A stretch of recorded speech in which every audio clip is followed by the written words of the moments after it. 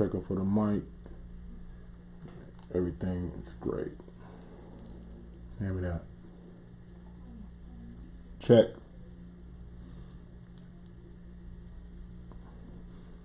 They got roaches. You don't want to eat here. They got roaches. In the pie's melting. They got chicken in the tea. I swear to God, there's chicken in the tea. I'm not even lying. Bitch. Popeyes got roaches. Damn. Popeyes got roaches. For real? Popeyes got roaches. No. Popeyes got roaches. Popeyes got roaches. I did not know this. They on some whole shit. This is some bullshit. I can't even on the chicken. 2 roaches on the biscuits. 2 roaches in my mashed potato. Roaches on the kitchen table. Roaches in the bathroom. Roaches on the damn spoon. Roaches on the damn wall. Roaches in the damn hall. Yeah, yes. Judo awoke Ace. Popeyes got roaches. Y'all remember that from last year, you know, when it was a disgusting Popeyes up here in Detroit. And now, y'all, it seems to be chicken pandemonium. They drop a new chicken sandwich to make y'all forget how nasty some of these Popeyes is across the country. And y'all lining up to eat that tasteless garbage. And it's kind of embarrassing. Right now, this is like, I'm calling it chicken pandemonium because since this chicken sandwich has dropped, people been fighting all over the country. Let's check some of these fights out right now.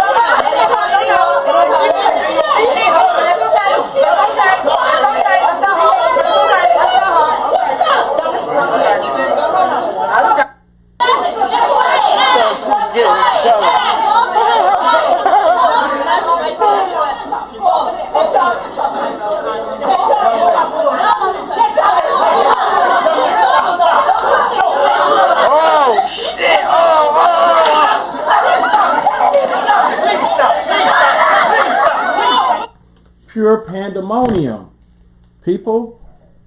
And you know, if anybody out here watching, please don't go. You know, so I guess if you're gonna go try the chicken sandwich, I mean, at least wait till all this mess is over. It's pure chaos out there. You got lines longer than the Jordan lines, people waiting for Jordans. You know what I'm saying? When we got the Amazon waiting for us burning, and yet and still people is out here rushing to these chicken sandwiches.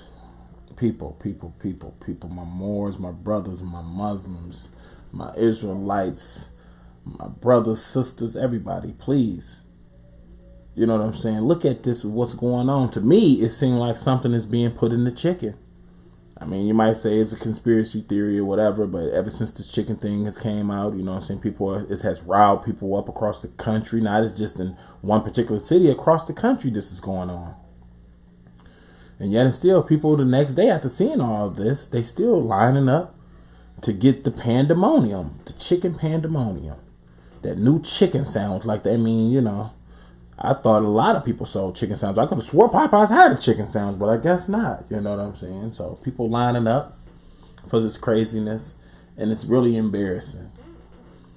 And I'm just speaking for, you know, Truth Talk Nation. This is an embarrassing moment for us, yo. These niggas is out here just jumping through windows, throwing food. It's just what the white supremacists want. They sitting back laughing at this. Anytime we can, you know what I'm saying, man up or woman up and get the numbers up to go and get some chicken sandwich. This right here, it seems like, man, I don't see what the future's not bright for us. And they know this. So, I don't know. I had to report on this because I said, well, damn, it seems like, you know, and the news is eating it up. They eating it up, yo. They love these stories. But let me get back into these other stories. We had a racist father who killed his daughter. This is him right here. Look at the pretty daughter, man. Beautiful, melanated daughter. White supremacist right here, I guess, was mad. You know what I'm saying? He was dating or married to a black woman, had a beautiful black child. And when she came over to visit one day, visit her dad, he murdered her. And here's the story right here. Look at him. Look at this crazy guy. You know, murdered his own daughter. What guy can do this? What person can do this to their own child? Tell me they were taken completely off guard when the suspect came into the sheriff's department and confessed to the murder. But what makes this a particularly heinous crime was that the victim was his own daughter. Neighbors say Hampton Meadows Road in Union County is relatively quiet, but Sunday afternoon, it was anything but peaceful. Officials tell me Joshua Lee Burgess unexpectedly walked through the doors of the sheriff's office yesterday. He spoke with the clerk running the counter and told her he had just killed someone. Deputies tell me they started quickly checking their dispatch logs, but Burgess told them they wouldn't find anything because it just happened. The deputies then responded to the residents out there in Hampton Meadows and made the shocking discovery inside the home. Inside the home, investigators found the body of 15-year-old Zaria Burgess, the suspect's daughter. Officials say she normally stays with her biological mother, but was spending the weekend visiting Burgess. It's a mystery as to why this happened and the shocking nature of it being his own biological daughter. I talked to half a dozen neighbors around here. Not one of them wanted to go on camera, but every single one of them told me they didn't even realize anybody lived in this house. They believed that property was abandoned. But when it comes to the nature of the crime Burgess allegedly committed, the sheriff's office says evil is the best way to describe it. I mean, really, let's look at the neighbors. They're trying to say that this property was abandoned right here. Do it look abandoned? I mean, it seems like to me all the neighbors is getting on code about this murder. Do this look like an abandoned home right here? Let's focus in on this home. Do that look like this property it looks abandoned? So they thought no one lived there? That seems like to me just everybody is on code right there in Union City. You know? Well, let's continue the story. Property was abandoned. But when it comes to the nature of the crime Burgess allegedly committed, the sheriff's office says evil is the best way to describe it. I mean, it's just evil. I mean, murder is murder, but to kill your own flesh and blood, you know, like this, you know, there's just no way to explain it other than just saying it was just an evil crime. The sheriff. Evil crime, evil. White supremacy is evil. And if you look back in history, with the conquistadors and way back before that, they would kill their own. They would eat their own. Cannibals. You know what I'm saying? That's why people right here on this news is not really looking upset. I mean, they like, well, damn, you know. But it's just another black person to them. If this was a white child, we'll have this all on CNN. We have this worldwide all week. You know what I'm saying? But let me skip to the next story. We got a next story really that's coming up. Let's look at this right here and see what's going on with this cop just harassing this black man, saying he threw the peace sign up like, all right, man, peace, man. You know what I'm saying? He trying to say, oh, what is that, a gang sign? Let's roll. Let's roll this right here. Yeah, you're going to jail for this. Wait, here, do it again. Throw me some gang sign. That's a peace sign, sir. No. I'm not in the gang, remember? I don't appreciate you doing this stuff. Well, peace I feel threatened. Peace is this. That's what I did. You were trying to take a picture of me. You did this. Are you trying to threaten me now? No. Am I being detained? Am I being detained? No, at this point, you're just being silly. So This one's peace, and this one's gang. Peace, gang. This is the nonsense that people get hurt over. Like he said, this is the nonsense people get hurt over. Just little stupid shit like this when you got the white supremacy just rolling up thinking, oh, this is just showboat, all this is just play. But you got kids right now in the United States of America, black kids, getting shot in the back, murdered and choked out on camera. You got grown men just choked out on camera. Law-abiding citizens that carry guns that tell the officer when they get pulled, I have a weapon on me, you know what I'm saying? That's what you're supposed to do. And yet and still they get gunned down. On right there on TV. Modern day lynching. And these stories that I report, man, this is getting more and more sickening.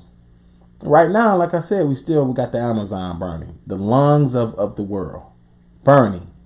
Acres and acres. This is burning. Thousands of acres burning. But yet and still, they still want to carry on their agenda. You know, so let's sad. Well, let's get ready for this new story that we got right here in Michigan. Another Michigan story. We have a racist candidate who's running for office up in Marysville, Michigan. I've never been up to Marysville. I don't even know where the hell that's at. They say it's near Detroit. Anybody from the metro area tell me where's Marysville, Michigan, or have they ever seen it or been through it? I haven't seen it. But somewhere, I guess it's like an hour and something away from Michigan. From Detroit. But let's hear her speak. Let's hear her speak the truth. She's running for city council.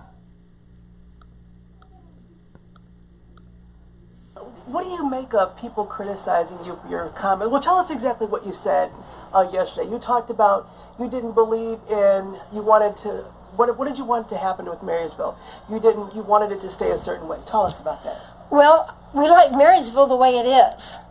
But as far as having a black couple moving in, we have no problem with that. But where it's wrong is when you have a white woman and a black husband, a white wife and a black husband together. That's wrong, and vice versa. Really, and why is that? It's simply against the Bible. Like I was telling her, God created Adam and Eve, same kind, same race all around, and that's how He wants that. He's our example, right there. And this is right here. I was listening to Nelly Fuller the other day. He was on one of the radio shows, and he was saying that white people really they religion, they really think, they believe in God, but then second to God, they think it's them and they should control us. Like she said, this is an abomination. A black and a white woman, or a white man and a black woman together. We don't need this in Marysville. And she said we. She said we. So she's not just speaking for herself. She's speaking for some others that's in that city. Talk about what you want. What is it that you want Marysville to stay? You said something in particular that you wanted it to stay white. Tell us about that. Well, just that. It's a nice city the way it is. We have meaning white. If black people, if a black couple wants to move in, fine. But to have the mixed marriage, no. Talk about though, but why then say it should stay white? Then talk about and that's okay if you feel like that. As far as a journalist, why do you think? You're entitled to your opinion. Why do you think Marysville should stay white? We like it the way it is. When we moved here, we didn't know anything about it initially, and we have just been comfortable with the way it is. Is there anything anyone could say to change your mind? Well, like I say, if a black wife and a black husband move in, no problem. It's just the intermarriage. And the foreign-borns. Mm-hmm.